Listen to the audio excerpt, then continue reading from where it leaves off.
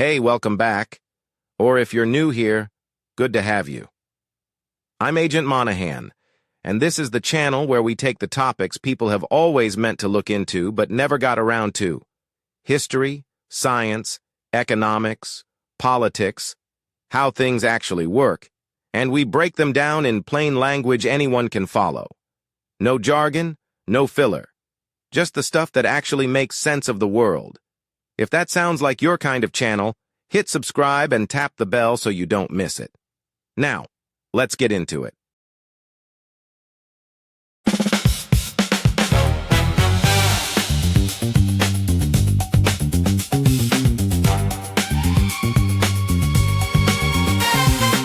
Today we're talking about why college in America costs so much, and why it keeps getting worse.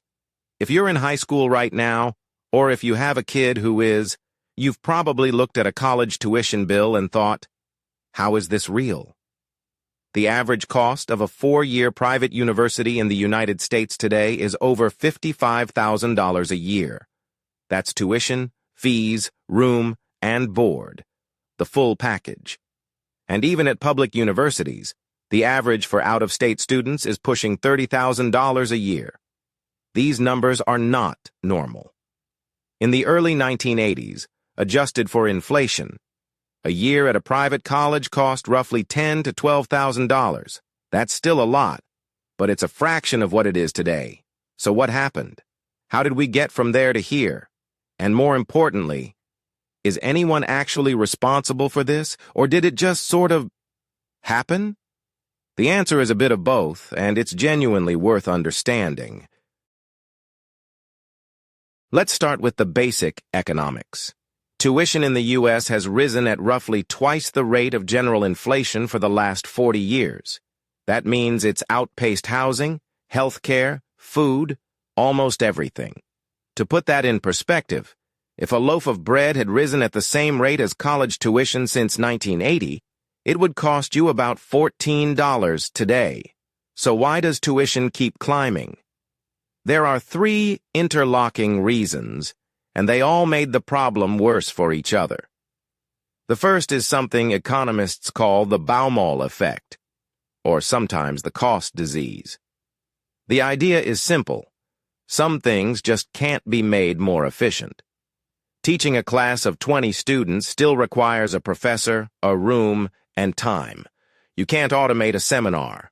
As wages in the rest of the economy rise, universities have to pay their staff more to compete, but they haven't found a way to deliver education faster or cheaper. So the cost goes up, and it gets passed to students. The second reason is competition.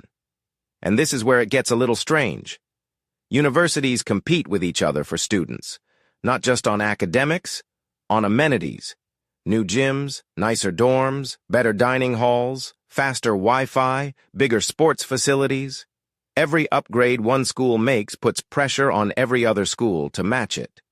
The result is an arms race, where everyone spends more and more to stay attractive, and the student is the one writing the check. There's a name for this pattern in economics: the positional goods trap. Everyone is trying to signal that they're better than the competition, and the cost of that signaling keeps rising. Think of it like this. If Coke came out with a premium glass bottle version and suddenly every other drink brand felt they had to serve their soda in crystal, you'd be paying $12 for a Sprite at a vending machine. That is essentially what happened to the College Quad. The rankings made it worse. U.S. News publishes college rankings every year, and schools obsess over them. One of the things that can boost your ranking is spending more money per student, so schools have an institutional incentive to spend, not to educate you more efficiently, but to look more prestigious. The third reason, and arguably the most important, is federal student loans. From the 1990s onwards, the U.S. government dramatically expanded access to student loans. The idea was genuinely good. More people should be able to go to college, regardless of whether they can afford it up front. But here is what nobody planned for. When you make it easy for millions of students to borrow tens of thousands of dollars, you also make it easy for universities to charge tens of thousands of dollars. because the money is there. Economists call this the Bennett Hypothesis, after Ronald Reagan's education secretary, who warned about it back in 1987.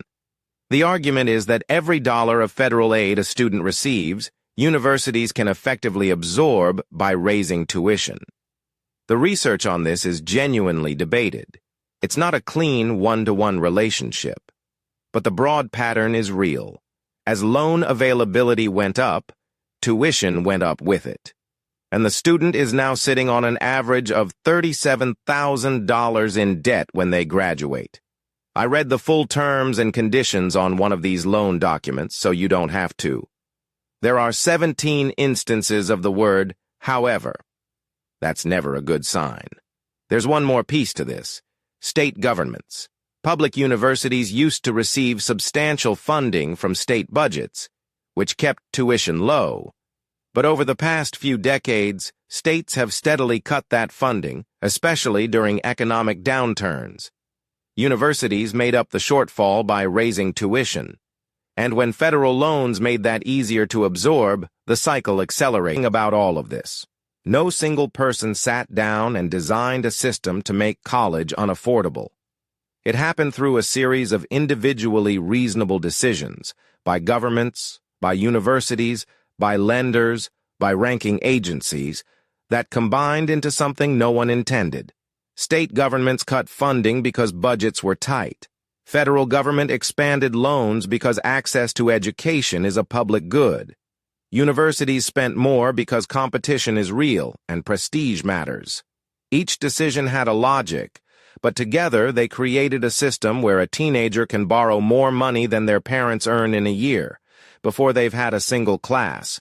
That's genuinely serious. It's not a partisan issue. People across the political spectrum think something is wrong here. It's also not simple to fix. Canceling debt helps the people who already borrowed, but it doesn't change the underlying incentives. Capping loan amounts could lower tuition, or it could just price out the students who need help most. What most economists agree on is this. The current system creates perverse incentives at every level, and those incentives are not going away on their own.